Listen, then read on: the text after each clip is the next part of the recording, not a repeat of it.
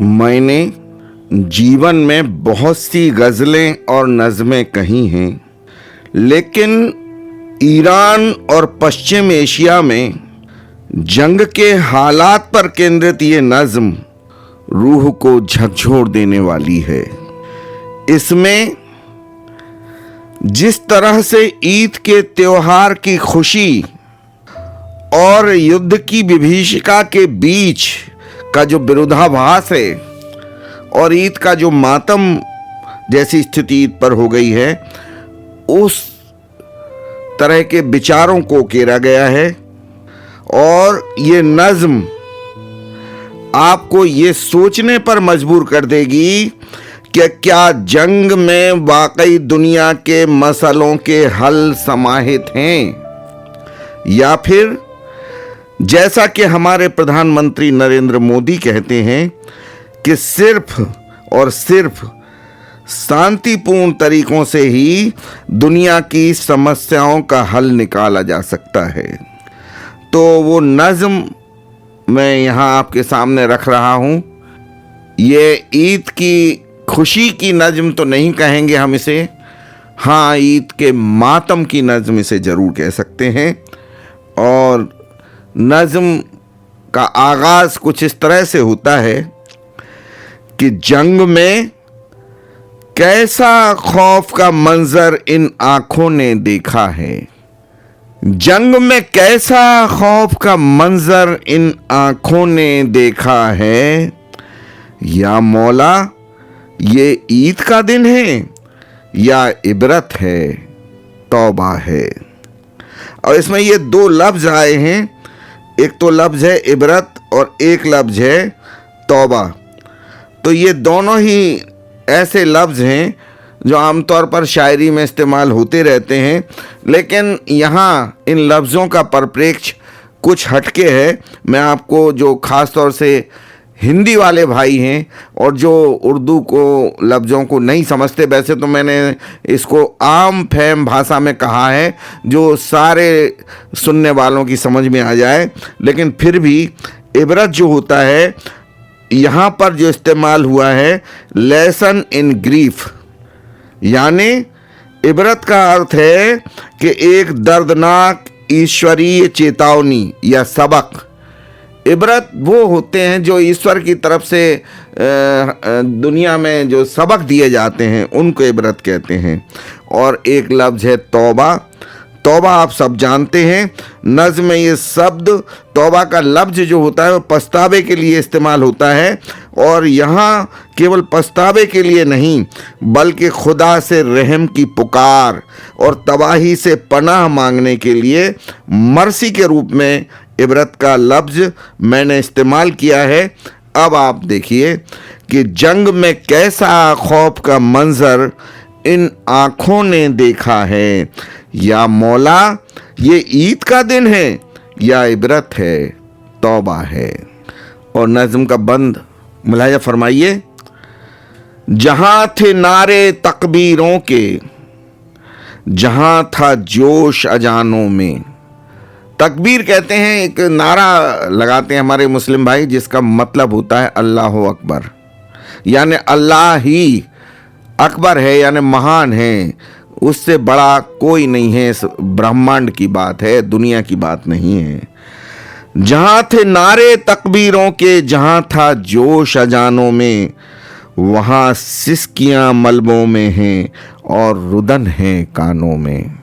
मलबों में लाशें दबी हुई हैं, रो रहे हैं बच्चे, महिलाएं, उनको कोई निकालने वाला नहीं है मलबों से।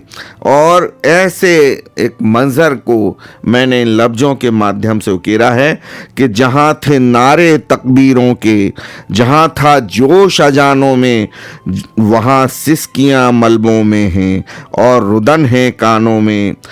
कहीं पे बारूदी बूमें हैं मासूमों की लाशें दफन, कहीं पे बारूदी बूमें हैं मासूमों की लाशें दफन, और कहीं पे रोती बूढ़ी आंखें बच्चों की हैं सांसें दफन।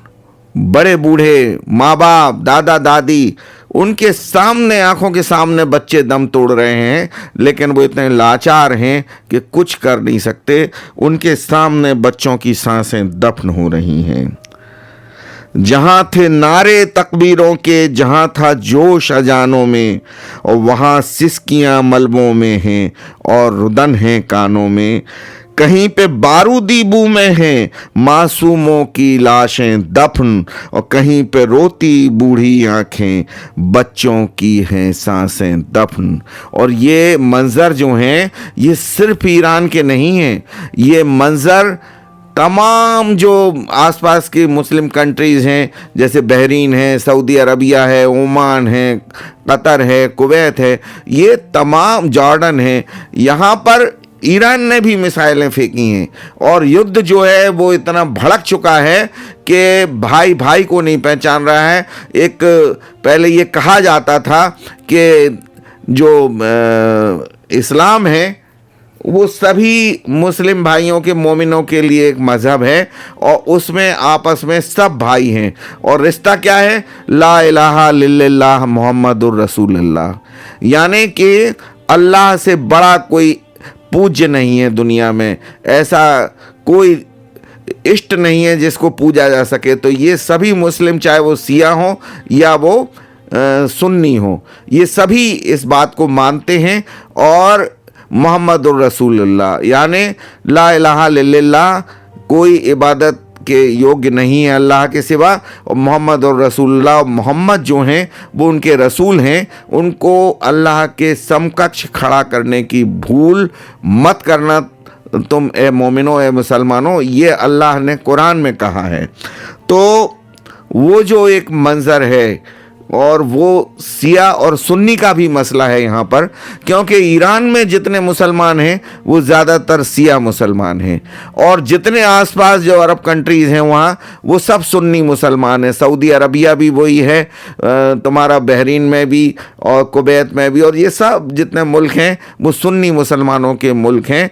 लेकिन इस जंग से, जो अमेरिका और इजराइल ने ये जो जंग छेड़ी है, इतना तो हुआ है कि सुन्नी और शिया मुसलमान, चाहे वो भारत में हो, चाहे पाकिस्तान में हो, चाहे अमेरिका में हो, चाहे इंग्लैंड में हो, चाहे ऑस्ट्रेलिया में हो, अपना ये भेद जो इनके अंदर था, मतभेद थे, कई वजहों से थे, वो एक अलग चर्चा का विषय है।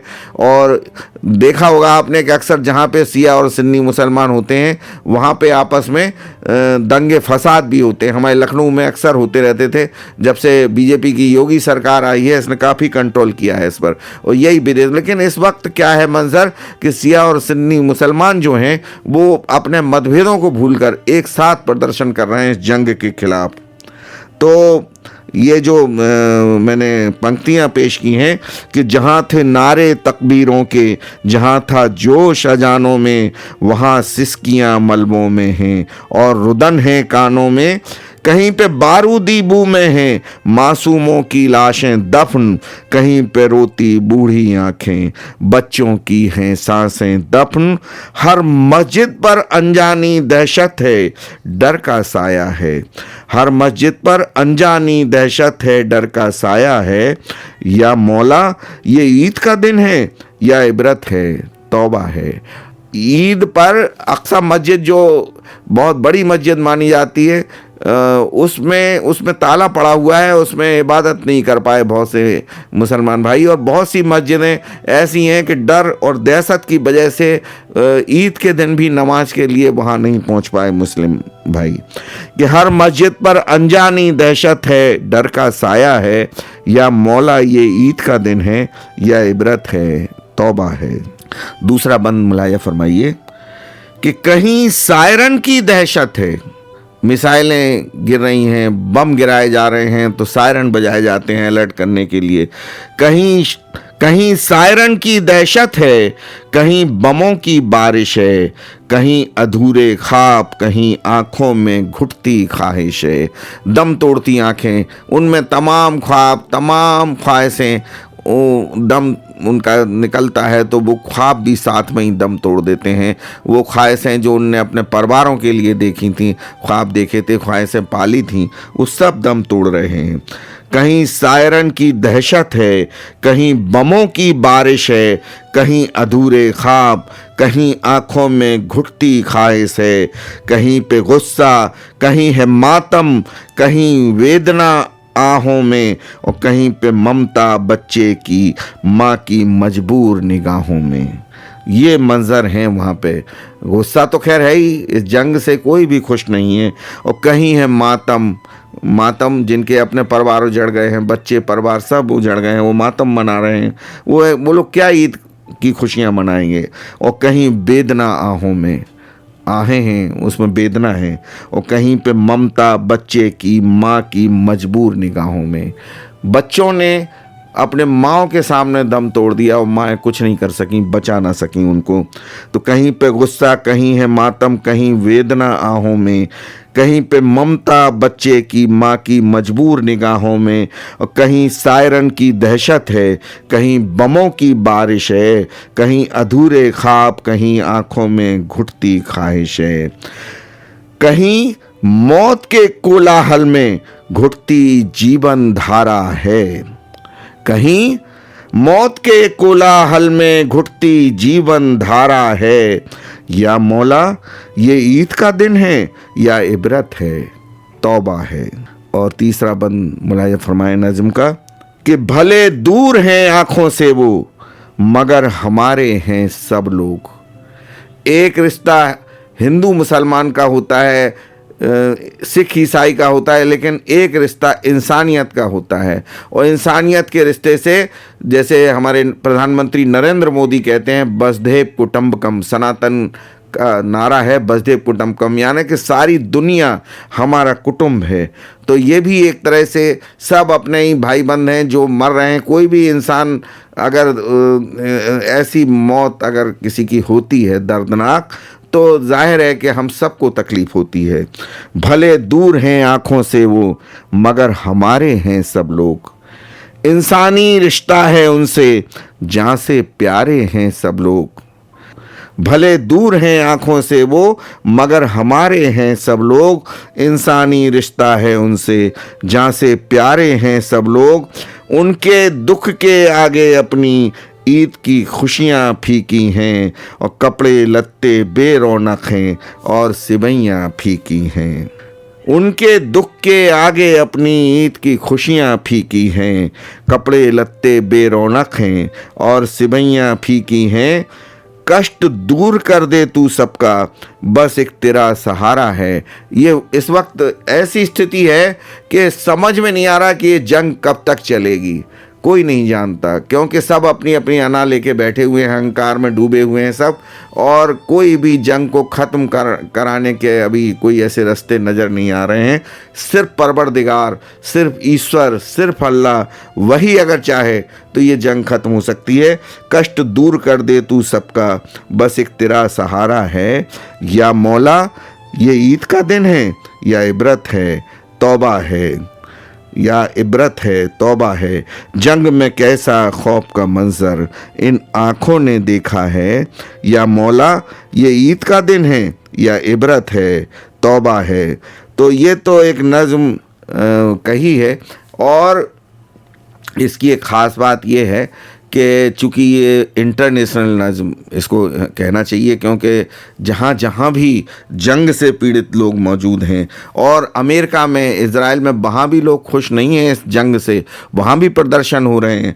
तो मैं इस नज़्म का मैं अंग्रेज़ी अनुवाद भी नीचे दूंगा इसमें, ताकि जो लोग ना समझ सकें इसको, वो कम से कम अंग्रेज़ी में इसका भाव समझ सकें और इस नज़्म को समझ सकें।